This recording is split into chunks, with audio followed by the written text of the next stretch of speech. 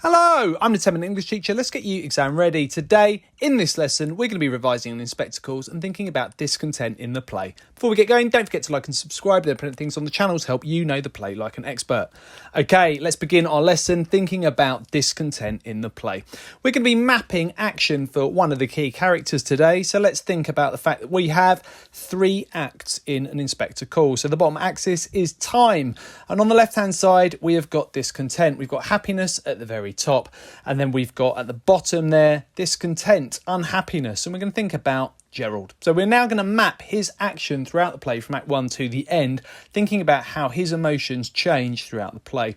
So the play begins in Act 1 with the Burling family and Gerald as their guests, celebrating Gerald's engagement to Sheila. The family are rather pleased with themselves, so Gerald's rather pleased with himself. And we've got that lovely celebration. Sheila's given the engagement ring by Gerald, and everything seems relatively wonderful and getting even more wonderful. So he is happy and getting happier. That's why that line is rising. But then the inspector arrives and the mood changes. He speaks to Mr. Burling, he speaks to Sheila, and the celebration has taken a very different turn, and the mood has changed and has therefore changed for Gerald too. But things really do change for Gerald when he hears the name Daisy Renton. So he gives himself away. We all realise that Gerald has had some sort of involvement with this girl. He pours himself a drink, and then the suspicions are raised, and Sheila starts to understand that Gerald has had maybe an affair or knows her somehow, and there's been secrets kept from her.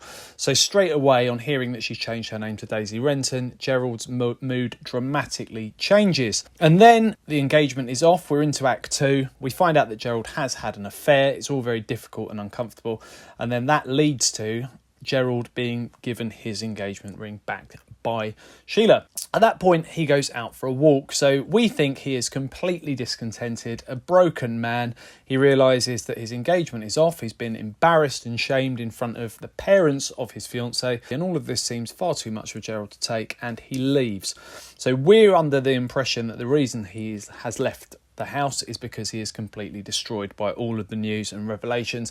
What's gone on and what's become public has destroyed Gerald, and he is very, very embittered and upset. But it turns out that in actuality, he's been out to find a police officer to ask about the inspector's identity. When he returns in Act 3, he's found out that there isn't an Inspector Gould at the police station, and he shares that with the family, and he's in a different mood. And of course, at this point, so is Mr. Burling, who's becoming excitable, realising that perhaps the family are not in as much trouble as they once thought. So Sheila is then asked if she wants to take the engagement ring back, something that her father is very, very enthusiastic about, and she's thinking it over. She doesn't say no, but she doesn't say yes. She says it's too soon, I must think. But things certainly are for the family, and definitely for Gerald at that moment, starting to look up. There's a lot of positivity there, and then of course at the very end of the play, the phone rings, and that brings back that idea of guilt, shame and collective responsibility, and that is how the play ends at Act 3. So what we've done there is we've thought about how Gerald's moods change throughout the play. We've plotted his action from Act 1 to Act 3, and in doing so we've also managed to revise all of those key moments and think about what happens in the play as a whole.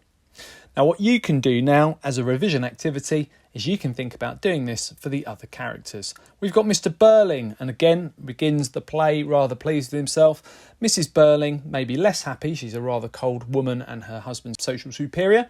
We've got Sheila and we've got Eric. So you can think about each one of these, and you can make your own action maps for their emotional journeys that they go through from Act 1 to Act 3 in an Inspector Calls.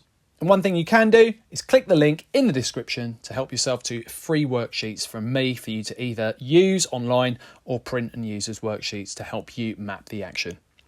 Okay, check out the other videos on my channel. I'll continue to add content. Feel free to ask something you'd like to see me cover in the comments section. Don't forget to like and subscribe and share, and keep revising.